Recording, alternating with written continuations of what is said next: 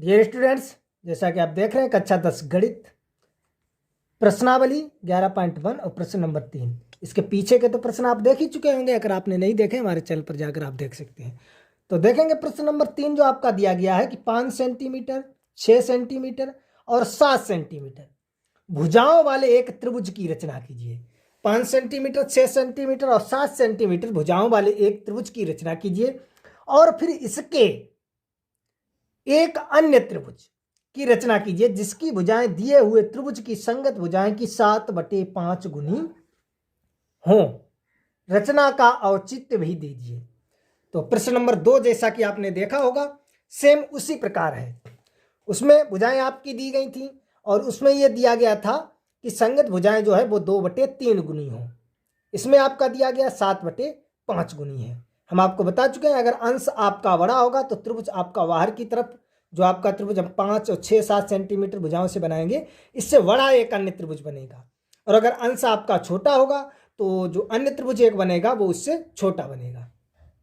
तो चलिए very simple question है, देखते हैं क्वेश्चन की हल की तरफ।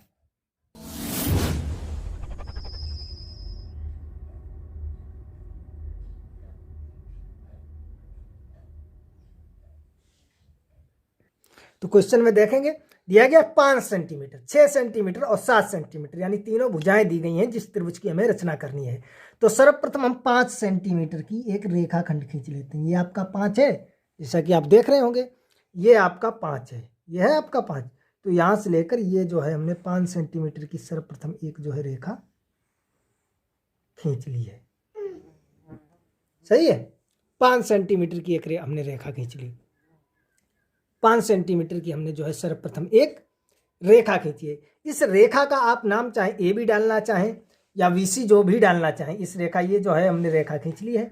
इस रेखा का नाम हमने आपको जो क्वेश्चन नंबर 2 बताया था उसमें बताया था कि इस रेखा का नाम हमने ए भी डाल दिया है। तो आप ए भी डाल सकते हैं। अगर आप दूसरी प्रकार से लगाना चाहें तो इसका नाम जो है VC भी डाल सकते हैं। ये हमारी हो गई एक रेखाखंड हमने खींच लिया है सर्वप्रथम 5 सेंटीमीटर का। कितने सेंटीमीटर का खींचना है? 5 सेंटीमीटर का। आप अपने क्वेश्चन में देख सकते हैं। सही है, खींच लिया। अब इसके बाद देखेंगे आपका दिया गया 6 सेंटीमीटर।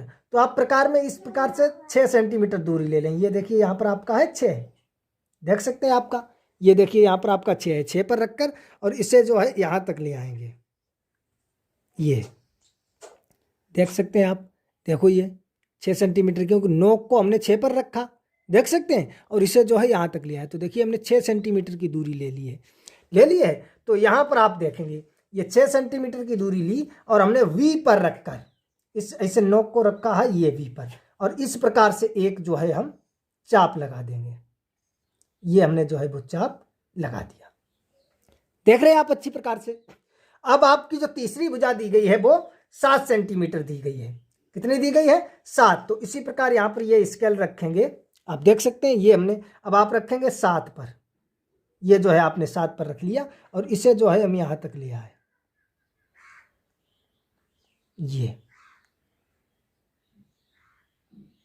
ये आप देख सकते हैं, देखो ये नोक को हमने रख लिया 7 पर और ये यहाँ तक हम लेकर आए। सही है, तो यहाँ पर देखिए बिंदु C पर आप रखकर इसे रखेंगे नोक को बिंदु C पर, और इस प्रकार से हमने ये जो है चाप लगा दिया। देख सकते हैं आप, ये चाप लगाया। तो ये चाप जो है एक दूसरे को काटते हैं, इस बिंदु पर काटते हैं, इसका नाम आप A डाल दें। सेकंड जो हमने क्वेश्चन लगाया था उसमें हमने रेखाखंड को ए बी मान लिया था। इस रेखाखंड को हमने क्या मान लिया था? ए बी मान लिया था। तब जो है ये चाप काटते थे उस बिंदु को हमने सी डाल लिया था, क्योंकि हमने एक त्रिभुज की रचना करनी है। उस त्रिभुज का नाम हम ABC रख देंगे, या आपको उस त्रिभुज का नाम PQR रखना है तो इसे PQ मान लो, ऊपर R मान लो, या इन्हें RQ मान लो, ऊपर P मान सकते हैं। सही है, तो इसी प्रकार ये हमने जो है हम त्रिभुज ABC करेंगे। तो ABC के लिए हमने जो रेखाखंड खींची उसे AB या आप BC डाल सकते हैं। सेकेंड क्वेश्चन था उसमें हमने डाल दिया था AB और इसमें हमने नाम डाल दिया है BC। जहां पर ये चाप एक दूसरे को कट करते हैं उसे हमने डाल दिया है बिंदु A, और A से B और C को हम मिला देंगे जिससे हमारे अभीष्ट त्रिभुज ABC की रचना हो जाएगी, जिसकी भुजाएं 5 सेंटीमीटर, 6 सेंटीमीटर और 7 सेंटीमीटर हैं। अगर आप त्रिभुज का नाम PQR रखना चाहते हैं तो ये VC जो भुजा मानी है इसे आप PQ या QR या RP जो भी मानना चाहे मान सकते हैं। कटान बिंदु को मान लो और मिला दो, तो जिससे आपकी त्रिभुज PQR की रचना हो जाएगी। तो यहाँ पर हम ABC की बात करते हैं तो हमने ABC मान लिया। PQR की आप बात करें तो आप PQR भी मान सकते हैं। XYZ कुछ भी आप मानना चाहें, कुछ भी नामकरण MNS STU VWX कुछ भी आप नामकरण डालना चाहें डाल सकते हैं। यहाँ पर हमने ABC डालना चाहा तो VC मान लिया, उसे आप अच्छी तरह से देख सकते हैं। अब A से V और C को आप मिला दीजिए। तो अब इसके बाद आपको क्या करना है, इसके बाद आपको मालूम है हमने क्वेश्चन नंबर 2 में क्या किया था कि बिंदु A पर, इसे हमने माना था, इस रेखाखंड को हमने माना था AB। तब हमने बिंदु A पर न्यून कोण बनाती हुई एक रेखा जो है खींची थी, उस किरण का नाम हमने AX दिया था। इसी प्रकार यहां पर हमने इस रेखा को इस बार BC मान लिया है। आप AB मानना चाहें AB ही मान सकते हैं, कोई जरूरी नहीं है। तो आप हम बिंदु B पर AB के विपरीत एक जो है B पर न्यून कोण बनाती हुई एक रेखा BX या VY, जो भी आप नाम डालना चाहें वो हम खींचेंगे। सही, आप BX डाल सकते हैं, VY डाल सकते हैं, जो भी आप नाम डालना चाहें डाल सकते हैं। तो देखिए बिंदु B पर न्यून कोण बनाती हुई एक रेखा खींचते हैं, ये आप देख सकते हैं। बिंदु B पर न्यून कोण बनाती हुई हमने एक रेखा VY खींच ली, YXZ कुछ भी आप नाम दे सकते हैं। अब आपको क्या करना है, इस रेखा पर आपको बिंदु लेने हैं समान दूरी पर। कितने बिंदु लेने हैं, इसके लिए मैंने आपको बताया था, आप अपने क्वेश्चन में देखेंगे दिया गया है 7/5 गुनी। जो त्रिभुज की संगत भुजाएं हैं वो 7/5 गुनी हो, दिया गया आपके क्वेश्चन में, आप देख सकते हैं 7/5 गुनी। तो 7 और 5 में बड़ा अंक कितना है, 7 है। 7 और 5 में बड़ी संख्या क्या है, 7 है, 7 है बड़ा अंक। तो 7 इस पर बिंदु लेने हैं। अब आप समान दूरी के लेने हैं, वो निश्चित नहीं है कि 1-1 सेंटीमीटर के, 2-2 सेंटीमीटर के या 10-10 सेंटीमीटर के, कितने भी बड़े छोटे आप ले सकते हैं, लेकिन लेंगे समान दूरी के। अगर पहला बिंदु 1 सेंटीमीटर की दूरी पर होगा तो दूसरा भी 1 सेंटीमीटर की दूरी पर, अगर पहला बिंदु 2 सेंटीमीटर की दूरी पर होगा तो दूसरा भी 2 सेंटीमीटर की। तो ये हमारा प्रकार है, इसे हम ऐसा करके ये खींच लेंगे। अगर इतनी दूर दूर लेना चाहेंगे, 7 बिंदु लेंगे तो आपको मालूम है बहुत बड़ी रेखा बनेगी। ये जो है इस प्रकार से यदि हम ये 7 बिंदु लेंगे समान दूरी के, तुम्हारी बहुत बड़ी रेखा बनेगी। तो इस प्रकार से जो है इसे हमने कम कर लिया है, कितना भी आप कर सकते हैं, इतना हमने कर लिया है। और ये जो है हमें 7 बिंदु लेने हैं, इतना कर लिया। अब इसे देखो एक बिंदु हम यहाँ पर रख कर ले लेंगे, ये हमने देखो B पर रखा है इस प्रकार से, और ये एक बिंदु ले लिया, सही है। अब हमें इसे कम ज़्यादा नहीं करना है। शुरुआत में हम इसे चाहे कितना भी बड़ा कर सकते थे, कितना भी छोटा कर सकते थे, लेकिन अब हम एक बिंदु ले चुके हैं, जैसा कि आप देख सकते हैं एक बिंदु जब हम ले चुके हैं तब अब हमें इसे कम ज़्यादा नहीं करेंगे। ये 7 बिंदु हमने ले लिए हैं, तो इन बिंदुओं को आप नाम कर डाल देंगे, इनका नाम कर देंगे। क्योंकि हमने देखिए यहाँ से पिछले क्वेश्चन में, क्वेश्चन नंबर 2 में A से ये AX रेखा खींची थी, तो इसका नाम हमने A1 A2 A3 A4 A5 इस प्रकार से डाला था। यहाँ पर हमने V से न्यून कोण बनाती हुई रेखा VY खींची है, तो यहाँ से इसका नाम B1 B2 V3 V4 इस प्रकार से आप V7 तक डाल दीजिए। अब इसके बाद मैंने क्या किया था, इसके बाद देखिए मैंने इसका नाम AB डाला था, तो V को हमने लास्ट वाले बिंदु से मिला दिया था, V को हमने लास्ट वाले बिंदु से मिला दिया था, सही है। तो इसका मतलब C को लास्ट वाले बिंदु से मिलाना चाहिए, B को C को जो है वो B7 से मिलाना चाहिए, यही तो हुआ है। लेकिन यहाँ पर आप ध्यान देंगे लास्ट वाले बिंदु से नहीं मिलाएंगे, उसमें हमने लास्ट वाले बिंदु से क्यों मिलाया था, क्योंकि हर में, आप ये बात ध्यान रखेंगे कि हर में जो भी संख्या हो उस संख्या से हमें मिलाना है इस बिंदु को। हमारा जो भी था हम यहाँ पर आपको बताएंगे कि जो मैंने वो चित्र बनाया था उस प्रकार से आप देख सकते हैं, ये आप देख सकते हैं। हमने देखो क्या किया था, B को जो है वो लास्ट वाले बिंदु, लास्ट में हमारा क्या था A3, तो B को हमने A3 से मिला दिया। इस प्रकार हमने ले लिया, यहाँ पर इस बार लिया है C और यहाँ पर लिया है V और ये हमारा है V। तो इसका मतलब ये है कि C को ये लास्ट वाले बिंदु से मिलाना है, नहीं मिलाना है, क्योंकि देखिए हमारा क्या था, फर्स्ट सवाल में हमारा था 2/3, 2/3। तो हर में क्या था, हर में था 3, क्या था हर में 3, इसीलिए हमने V को 3 यानी लास्ट वाले से मिलाया था। इस बार हमारे क्वेश्चन में क्या है, इस बार हमारे क्वेश्चन में है 7/5। तो आपको हर में देखना है, आपको हर में क्या है 5 है, तो यानी जो लास्ट वाला बिंदु है उसे हम 5 से मिलाएंगे, सही। अब आ जाते हैं अपने क्वेश्चन की तरफ। अब देखेंगे, आप अपने क्वेश्चन की तरफ देखेंगे, क्वेश्चन में आपका क्या है 7/5, 7/5। तो V को आप इससे नहीं मिलाएंगे, B7 से नहीं मिलाएंगे, C को B7 से नहीं मिलाएंगे, क्योंकि हर में आप देखेंगे हमारा है 7/5 गुनी, तो हर में क्या है, हर में हमारा है 5, तो हम C को V5 से मिलाएंगे, किससे मिलाएंगे, V5 से। अगर हमारा A B यहाँ पर होता तो हम बी को A5 से मिलाते, बी को A5 से मिलाते, ना कि A7 से। सही है। इसी प्रकार हमने ये नाम चेंज कर दिया है, तो सी को हम किससे मिलाएंगे? B5 से, ना कि B7 से। B7 से नहीं मिलाएंगे। हम आपको कल भी बता चुके थे, यानी इससे पहले क्वेश्चन में हम आपको अच्छी तरह से बता चुके हैं कि आप ये देखेंगे, अगर आपका अंश बड़ा है, यदि आपका जो आपकी भिन्न दी जाएगी, जैसे 7/5 गुनी पहले क्वेश्चन में दी गई थी 2/3 गुनी, तो उसमें आपका अंश छोटा था, हर बड़ा था। यदि आपका अंश छोटा होगा तो हमेशा आपका जो त्रिभुज बनेगा वो इसके अंदर बनेगा, इससे छोटा बनेगा। अगर आपका अंश बड़ा होगा, हर छोटा होगा, तो हमेशा हम आपको बता चुके हैं जो त्रिभुज बनेगा, ये तो त्रिभुज बना चुके हैं, इसके जो समरूप त्रिभुज बनेगा वो हमेशा इससे बड़ा बनेगा, इससे बाहर की ओर बनेगा, इससे वो इस त्रिभुज से बड़ा बनेगा। समझ गए आप? तो अगर यहां पर 2/3, अब हमें हर की बात करनी है, हर में जो भी हो उससे हमें मिलाना है। तो 7/5 गुनी, तो अंश में तो 7 है, लेकिन हर में क्या है? 5 है। तो सी को हम किससे मिलाएंगे? B5 से। अगर हमारा होता 5/7, कितना होता? 5/7, तो अंश में क्या है? 5, हर में क्या था? 7। तो सी को हम किससे मिलाते? B7 से। फिर हम B5 से इसके समांतर रेखा खींच के, और ये हमारा त्रिभुज ये बन जाता छोटा सा। इस प्रकार हम क्या करेंगे? 7/5 है, तो हर में हमारा है 5, तो इसको हम मिलाएंगे 5 से। उसके बाद 7 से ये मिलाती हुई समांतर रेखा ये खींचेंगे, और यहां से ये खींचेंगे। इस प्रकार से आपका त्रिभुज बनेगा। तो देखिए हम मिला देते हैं, तो इस प्रकार आप देख सकते हैं, C से V5 को हमने मिला दिया, C से V5 को मिला दिया। अब इसके बाद हमें क्या करना है? अब देखिए, जब हमारा हर बड़ा होता या हर कुछ भी होता, तब हमारा जब हर बड़ा होता है तब क्या अंदर की ओर बनता है? सही है। बाहर की ओर हम बता चुके हैं ये पहले से ही। सही है। अब देखो, हर में क्या था? 5, तो यानी C से हमने V5 को मिला दिया। अब अंश में क्या है आपका? 7। अंश में क्या है? 7। जो आपका सेकंड क्वेश्चन था उसमें अंश में था 2। सही है। तो यहां पर अंश में है 7, तो 7 मिलेंगे B7। B7 से होती हुई एक रेखा खींचेंगे B5C के समांतर। इस प्रकार एक रेखा खींचेंगे, इस प्रकार एक रेखा खींचेंगे, जो ये BC को बढ़ाने वाली रेखा को किसी बिंदु पर मिलेगी। तो देखिए हम किस प्रकार से खींचते हैं। समांतर रेखा खींचना आपको अच्छी तरह से मालूम है। तो देखिए हम रेखा खींचेंगे B5C के समांतर। तो आप B5 पर रखकर, और इसे ये प्रकार की नोक रखेंगे B5 पर, और पेंसिल को आप कितना भी बढ़ा सकते हैं, कितना भी ऐसे बढ़ाकर, और कितना भी ऐसे वो घटा सकते हैं, कितना भी बढ़ा घटा सकते हैं। और इस प्रकार से आपको एक चाप लगा देना है। इस प्रकार से ये हमने चाप लगा दिया, देख रहे हैं आप। और हमें खींचना कहां से है? B7 से। तो B7 पर नोक रखकर इस प्रकार से ये चाप लगा देंगे।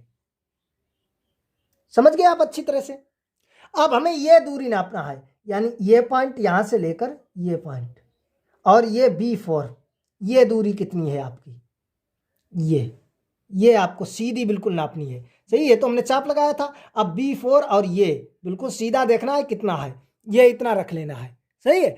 इतने रखना है, अब इसे कम ज्यादा नहीं करना है। यहां पर रखकर आप यहां पर रखकर आप इस प्रकार से एक चाप लगाएंगे। ये हमने चाप लगा दिया। ये चाप जहां से काटता है, उस कटे हुए बिंदु से और B7 से इस प्रकार से एक रेखा खींच देंगे। इस प्रकार से आप देख रहे हैं, ये हमारा है B7 और ये है कटा हुआ बिंदु। इस प्रकार से इस रेखा खींचेंगे। जो हमारी ये रेखा BC है, BC को यदि हम आगे बढ़ाएंगे तो यहां पर वो इस बिंदु को मिलनी चाहिए। इस प्रकार से हमने इसे खींच दिया। सही है। और इस रेखा को BC को हम आगे बढ़ा लेते हैं। BC को इस प्रकार BC को हम आगे बढ़ा लेंगे। ये है BC को हमने आगे बढ़ा लिया। समझ रहे हैं आप अच्छी तरह से? यहां तक आपको समझ में आ गया है? आ गया यहां तक? अगर आपको कोई भी प्रॉब्लम, कोई समस्या हो तो आप बता सकते हैं। अब देखिए हम ABC डाल चुके हैं, तो इसका हम नाम इस बिंदु का नाम डाल देते हैं D। इस बिंदु का हमने नाम डाल दिया D। अब हमें बिंदु D से रेखा खींचनी है। बिंदु D से रेखा खींचनी है, और किसके समांतर? AC के समांतर। ये आप देख सकते हैं, AC आपका है। AC के समांतर बिंदु D से एक रेखा खींचनी है, तो हम खींचेंगे AC के समांतर। तो आप देख सकते हैं, तो बिंदु सी पर आप रखकर इस प्रकार बिंदु सी पर रखकर एक आप चाप लगा सकते हैं, चाहे इतना बड़ा या इसे थोड़ा कम करना चाहें तो यहां से ऐसे जो है इसे एक चाप लगा देंगे। ये बिंदु सी पर रखकर हमने इस प्रकार से जो है एक चाप लगा दिया। अब देखो ये इसे हमें कम ज्यादा नहीं करना, इतना ही रखना है। हम कहां से खींचेंगे? बिंदु डी से। तो डी पर रखकर ये इस प्रकार से हम चाप लगा देंगे। सही है, लगा दिया हमने। अब हम इस बिंदु को और इस बिंदु के बीच की दूरी को देखेंगे। ये दूरी हमारी कितनी है? बिल्कुल सीधी। तो यहां पर रखकर और इसे ऐसे काटेंगे। काट दिया। अब देखिए आप कटे हुए बिंदु और डी से, क्योंकि हमें डी से रेखा खींचनी है, इस डी से और कटे हुए बिंदु से आप देखेंगे ये तो आपका हो गया डी, ये यहां पर आपका हो गया डी और ये आपका हो गया है जो है कटा हुआ बिंदु। आप देख सकते हैं इस कटे हुए बिंदु और डी से इस प्रकार रेखा खींचनी है। इस प्रकार आपको रेखा खींचनी है। जो रेखा वो कहां तक खींचनी है? ये रेखा आपको ए बी रेखा जो आपको दिख रही है, ए बी रेखा को मिलेगी। तो ये आप देख सकते हैं, ये जो आपका त्रिभुज बना है बी डी ई, ये जो है जो आपका हमने त्रिभुज बनाया था A V C, A B C के ये जो वी डी ई ये समरूप त्रिभुज है। एक अन्य त्रिभुज की रचना कीजिए। आपके क्वेश्चन ने कहा था कि 5 सेंटीमीटर, 6 सेंटीमीटर और 7 सेंटीमीटर भुजाओं वाले एक त्रिभुज की रचना कीजिए। तो पहले तो मैंने ए बी सी एक त्रिभुज की रचना की जिसकी भुजाएं 5, 6 और 7 सेंटीमीटर है। फिर एक अन्य त्रिभुज की रचना कीजिए। मैंने एक अन्य त्रिभुज की रचना की। किस प्रकार से की? आपने देखा है कि जो अन्य त्रिभुज कौन सा है? बी डी ई, जिसकी भुजाएं दी हुई त्रिभुज की भुजाओं की 7/5 गुनी हो। तो आप अच्छी तरह से समझ गए हो। देखिए ये मैंने जो है यहां से B7 के ये V5C के समांतर B7 से होती हुई एक रेखा खींची। जो बढ़ाई गई रेखा BC को बिंदु D पर मिलती है। सही से अगर आप और आगे तक बढ़ाना चाहें तो इस प्रकार से और आगे भी बढ़ा सकते हैं। सही है। इसी प्रकार फिर मैंने बिंदु D से होती हुई AC के समांतर एक रेखा खींची जो बढ़ाई गई भुजा AB को, इसे और आगे आप बढ़ाना चाहें तो इस प्रकार से आगे भी बढ़ा सकते हैं। बढ़ाई गई भुजा AB को बिंदु E पर मिलती है। आई होप आपको अच्छी तरह से समझ में आ गया होगा किस प्रकार से समांतर रेखाएं किस प्रकार से खींचनी है। अब हमने ये बना लिया। अब क्या करना है? इसे हमने रचना के चढ़, रचना के पद लिखना है। हेडिंग डालेंगे रचना के चढ़, रचना के पद, यानी मैंने क्या किया है वो सब लिखना है। यहां पर जो भी मैंने किया है कि सर्वप्रथम मैंने एक रेखाखंड VC खींचा 5 सेंटीमीटर का। फिर बिंदु B को केंद्र मानकर 6 सेंटीमीटर त्रिज्या लेकर एक चाप बनाया। पुनः बिंदु C को केंद्र मानकर 7 सेंटीमीटर त्रिज्या लेकर एक दूसरा चाप बनाया जो पहले चाप को बिंदु A पर काटता है।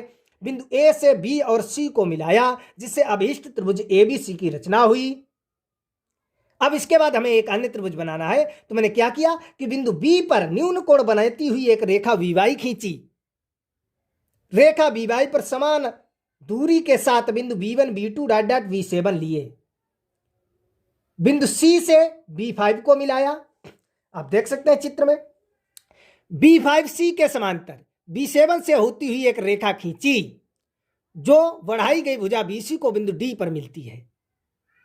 बिंदु D से होती हुई AC के समांतर एक रेखा खींची जो बढ़ाई गई भुजा AB को बिंदु E पर मिलती है जिससे अभीष्ट त्रिभुज VDE की रचना की जो त्रिभुज ABC के समरूप तथा जिसकी भुजाएं संगत भुजाओं की 7/5 गुनी है। बस ये आपकी जो है रचना के पद, रचना के चरण हो जाएंगे। उसके बाद रचना का औचित्य देना है, रचना को सिद्ध करना है। तो देखिए पहले तो हम रचना के पद यानी रचना के चरण लिखते हैं।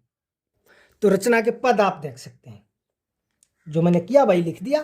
आप देख सकते हैं सर्वप्रथम क्या किया था कि सर्वप्रथम 5 सेंटीमीटर का एक रेखाखंड BC खींचा। जैसा कि आपने चित्र में देखा था, सर्वप्रथम मैंने 5 सेंटीमीटर का एक रेखाखंड जो है वो BC खींचा। सही है। फिर उसके बाद बिंदु B को केंद्र मानकर 6 सेंटीमीटर त्रिज्या लेकर, आपने देखा था प्रकार में हमने 6 सेंटीमीटर की दूरी भरी थी, त्रिज्या लेकर एक चाप बनाया भाई हमने लिख दिया एक चाप बनाया।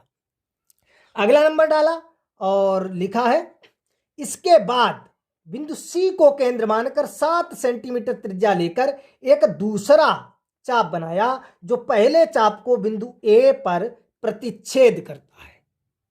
जो पहले चाप को बिंदु ए पर प्रतिच्छेद करता है। उसके बाद लिखा बिंदु ए को बी और सी से मिलाया, जिससे अभीष्ट त्रिभुज ए बी सी बना, जिसमें ए बी बराबर 6 सेंटीमीटर, बी सी बराबर 5 सेंटीमीटर और सी ए बराबर 7 सेंटीमीटर। ये जैसा कि आप देख सकते हैं चित्र में, ये मैंने बनाया था। सर्वप्रथम मैंने ये बी सी खींची थी 5 सेंटीमीटर की। उसके बाद बिंदु बी को केंद्र मानकर 6 सेंटीमीटर त्रिज्या लेकर ये चाप लगाया था। उसके बाद बिंदु सी को केंद्र मानकर 7 सेंटीमीटर त्रिज्या लेकर ये चाप लगाया। ये जहां पर काटते थे उसे हमने बिंदु ए डाल दिया। बिंदु ए को बी और सी से मिलाया, जिससे अभीष्ट त्रिभुज ए बी सी बना, जिसमें ए बी आप देख सकते हैं 6 सेंटीमीटर और बी सी आपका 5 सेंटीमीटर और सी ए आपका 6 सेंटीमीटर।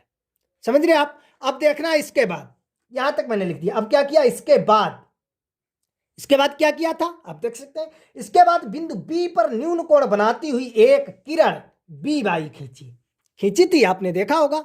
इसके बाद बिंदु बी पर न्यून कोण बनाती हुई एक किरण बी वाई खींची, आप देख चुके होंगे। और बी वाई पर, फिर किरण बी वाई पर समान दूरी के साथ बिंदु B1, B2, B3, B4, B5, B6, B7 लिए।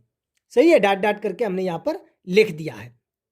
आप जो है पूरा सही से लिखेंगे। B1, B2, B3, B4, B5, B6, B7 लिए। इसके बाद बिंदु C को B5 से मिलाया। बिंदु C को जो है B5 से मिलाया। मैंने बताया था लास्ट वाला बिंदु जो भी होगा, C हो, V हो, A हो, उसे हम मिलाएंगे जो हर में नीचे होगा। आप देखेंगे जो हमारी भिन्न होगी 2/3 है तो V3 से मिलाएंगे, 7/5 है तो V5 से मिलाएंगे, 8/11 है तो V11 से मिलाएंगे। जो भी हर में है उसी बिंदु से मिला देंगे। हम आपको अच्छी तरह से समझा चुके हैं। उसके बाद मैंने लिख दिया B5C के समांतर B7 से होती हुई एक रेखा खींची, जो बढ़ाई गई भुजा BC को बिंदु D पर मिलती है। देखा होगा आपने चित्र में, आपको अभी मैं फिर चित्र दिखाऊंगा।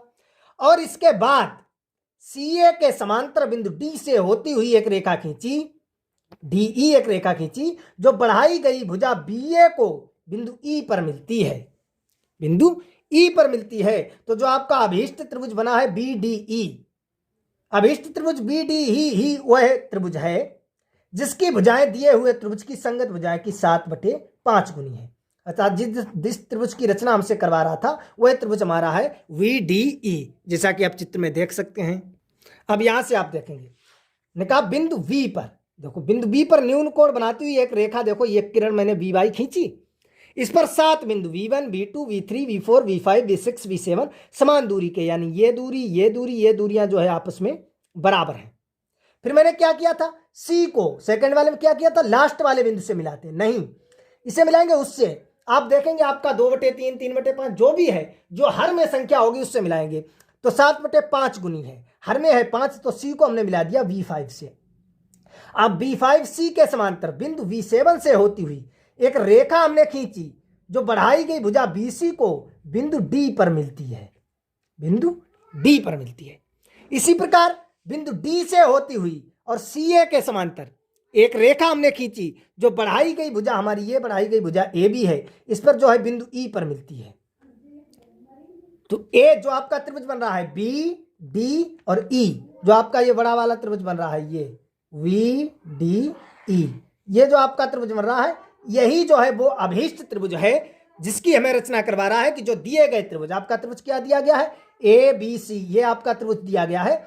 इस त्रिभुज के समरूप एक ऐसे त्रिभुज की रचना करनी है जिसकी भुजाएं इस त्रिभुज की संगत भुजाओं की 7/5 गुनी हो, तो वो त्रिभुज तुम्हारा है VDE। VDE वह ऐसा त्रिभुज है जिसकी भुजाएं ABC के त्रिभुज की 7/5 गुनी है। अब आपको औचित्य बताना है, आपका दिया गया है, इस रेखा का औचित्य भी बताइए। इस जो है ये जो रचना की है, इस रचना की पुष्टि भी कीजिए, इस रचना का औचित्य भी दीजिए, इस रचना का सत्यापन भी कीजिए कि जो ये आपका त्रिभुज बना है BDE, ये आपको दिखाना है इसके समरूप है, या पूछा गया है कि इसकी भुजाएं जो है वो 7/5 गुनी है, तो ये यहां से सिद्ध करके दिखाना है ये जो आपका त्रिभुज बना है BDE, ये त्रिभुज ABC की संगत भुजाओं के 7/5 गुनी है या नहीं है। तो देखिए यहां से हम इसका औचित्य भी दिखाते हैं, इसका सत्यापन भी दिखाते हैं। तो देख सकते हैं आप रचना का सत्यापन या रचना की पुष्टि। तो रचना का सत्यापन हो जाएगा, यानी रचना की पुष्टि हो जाएगी यदि बी डी बराबर 7/5 बी सी, डी ई बराबर 7/5 सी ए और बी ई बराबर 7/5 बी ए, ये जो है सिद्ध करके हम दिखा दें तो समझो हमारा रचना का सत्यापन हो जाएगा। रचना का औचित यही यहाँ से आ जाएगा, क्योंकि ये जो आपका त्रिभुज एबीसी था उसके एक अन्य त्रिभुज की रचना की है और आपका सवाल कह रहा है कि इसकी भुजाएं जो है वो 7/5 गुनी है। तो यही हमें सत्यापन, यही हमें सिद्ध करके दिखाना है कि जो त्रिभुज VDE बना है बड़ा वाला, उसकी भुजाएं जो है वो त्रिभुज एबीसी की 7/5 गुनी है या नहीं है। तो यहां से आप देख सकते हैं त्रिभुज BCA और त्रिभुज BDE में, देखो आपको दिखाई दे रहा होगा त्रिभुज BCA, चित्र की तरफ आप गौर करेंगे, त्रिभुज BCA और त्रिभुज BDE ये बड़ा वाला, इसमें देखो आपका BCA बराबर BDE, यानी BCA ये वाला कोण, BDE ये वाला कोण, ये आपस में बराबर है, कैसे? संगत कोण है, संगत कोण, क्योंकि ये रेखाएं जो है समांतर है। सही है, ये इस रेखा पर ये रेखाएं जो है देखिए आपकी समांतर है, तो ये कैसे? संगत कोण है। कोण ABC बराबर कोण EBD, कोण ABC आप देख सकते हैं, ABC ये वाला कोण और EBD ये वाला, बात तो वही है। तो ये कैसा है? हमारा उभयनिष्ठ है। जब ये दोनों बराबर है तो यहां से हम लिख सकते हैं, इसलिए त्रिभुज VCA समरूप त्रिभुज VDE AA समरूपता कसौटी से या AA समरूपता प्रमेय से। सही है, तब ये जब समरूप है, तब आपको मालूम है समरूप त्रिभुज की जो है भुजाएं वो समानुपातिक यानी अनुपातिक होती हैं। तब आपका हो जाएगा BD/BC बराबर DE/CA बराबर BE/BA। इसे हमने डाल दिया समीकरण फर्स्ट। समझ रहे आप? एक एक पॉइंट अच्छी तरह से देखते जाए, कहीं पर भी कोई प्रकार की समस्या हमें आप बता सकते हैं। इसी प्रकार हमने देखा है ये जो आपके नीचे त्रिभुज हैं आप देख सकते हैं, इसी प्रकार से मैंने देखा है त्रिभुज BB5C, त्रिभुज BB5C ये वाला त्रिभुज और त्रिभुज BV7D ये बड़ा वाला त्रिभुज। इसमें आप देख सकते हैं दोनों त्रिभुजों में देखेंगे CBB5 बराबर DBB5, देखो CBB5 ये कोण और DBV7 ये, बात तो यही है। तो ये दोनों जो है कैसे? उभयनिष्ठ है, दोनों में B आ रहा है। BB57 यानी ये वाला कोण और BB7D ये वाला कोण, ये आपस में बराबर है। कैसे बराबर है? ये संगत कोण है, क्योंकि ये समांतर रेखाएं हैं, संगत कोण है, इसलिए ये जो आपके त्रिभुज है दोनों वो कैसे हो जाएंगे? समरूप हो जाएंगे। AA समरूपता कसौटी से समरूपता प्रमेय से हो जाएगा। यहां से यदि हो जाएगा तब आप देख सकते हैं, तब आपका हो जाएगा BD/BC, BD/BC। चित्र में आप देखेंगे, चित्र मैंने ऊपर बढ़ा दिया, आपको ये नहीं दिखाई दे रहा होगा, यहां से देखेंगे ये आपका BD/BC, क्योंकि भुजाएं अनुपातिक होती हैं, तो BD/BC वटे ये आपका हो जाएगा VD/BC बराबर V7/V5, यानी बड़े वाले त्रिभुज की भुजा BD ये आपका हो जाएगा अपान छोटे वाले त्रिभुज की भुजा BC बराबर बड़े वाले त्रिभुज की ये भुजा VV7 अपान छोटे वाले त्रिभुज की भुजा VV5, ये आपका बराबर हो जाएगा। तो यही हमने यहां से जो है लिख दिया है, आप देख सकते हैं। सही है, अब आप देख सकते हैं VV7/VV5 ये आपका हो जाएगा 7/5 हो जाएगा, क्योंकि आप देखें VV7 ये आप यहां से देखें VV7 1 2 3 4 5 6 7 और VV5 तो 1 2 3 4 5, तो ये आपका जो हो जाएगा वो आपका हो जाएगा 7/5 हो जाएगा। वही हमने यहां से लिख लिया है ये 7/5। तब ये 7/5 यहां पर रखेंगे तो आपका BD/BC बराबर आ जाएगा 7/5, BD/BC आ जाएगा 7/5। इसे हमने डाल दिया समीकरण सेकंड। समीकरण 1 और 2 से देखेंगे। समीकरण 1 आप देख सकते हैं ये BD/BC ये है बराबर, और BD/BC की हम वैल्यू निकाल चुके हैं, तो ये इसके बराबर हो जाएगा। तो आपका हो जाएगा BD/BC बराबर DE/CA बराबर BE/BA बराबर 7/5 हो जाएगा। यहां से आप अच्छी तरह समझ रहे हैं। अब यहां से आप ले लीजिए ये BD/BC बराबर यदि हम ले लेते हैं आपका हो जाएगा 7/5। तो यहां से यदि हम निकालना चाहें VD बराबर, तो ये आपका निकल के आ जाएगा 7/5 और ये देखो गुणा में है तो भाग में है, पहुंच जाएगा गुणा में BC आ जाएगा। समझ में आ गया? इसी प्रकार यदि हम लिखना चाहें DE/CA बराबर ये भी आपका हो जाएगा 7/5। इसे लिखना चाहें तो ये आपका हो जाएगा DE बराबर 7/5 और ये भाग में है, पहुंच जाएगा गुणा में CA। सही है, इसी प्रकार यदि हम लिखना चाहें ये VE/VA बराबर ये आपका है 7/5। तो यहाँ से अगर हम लिखें वी ई बराबर, तो ये आपका हो जाएगा 7/5 और ये पहुंच जाएगा गुणा में वी ए। तो यही तो आपको सिद्ध करना था, यही आपको प्रूव करना था। तो इसकी जो भुजाएं जो हैं ये बड़े वाले त्रिभुज की V D D E V, ये छोटा वाला त्रिभुज जो बना है we C C A V A, इनकी 7/5 गुनी है या नहीं है, ये हमें दिखाना था। हमने आपको अच्छी तरह से दिखा दिया। आई होप आपको समझ में भी आ गया होगा। अगर कहीं पर कोई डाउट है, समस्या है, तो कमेंट बॉक्स में हमें बता सकते हैं, हम आपको पुनः समझाने की कोशिश करेंगे। वैसे मैंने पूरी कोशिश की है कि आपको अच्छी तरह से समझ में आ गया होगा। कहीं पर भी किसी प्रकार की अगर आपको समस्या है तो कमेंट बॉक्स में आप हमें बता सकते हैं। आपके लिए कमेंट बॉक्स हमेशा खुला रहेगा। एक एक पॉइंट मैंने बारीकी से समझाया। मैं आपसे वादा करता हूं अगर आप इस वीडियो को अच्छी तरह से देख लेंगे तो मैं आपसे वादा करता हूं कि आपको जो है रचनाएं कभी भी भूलोगे नहीं। आप स्वयं बहुत अच्छा पेपर करके आएंगे और आप दूसरे को भी बहुत अच्छी तरह से समझा देंगे। मैंने इस प्रकार से एक एक पॉइंट बारीकी से बताया है। तो चलिए मिलेंगे अगले वीडियो में प्रश्न नंबर 4 के साथ।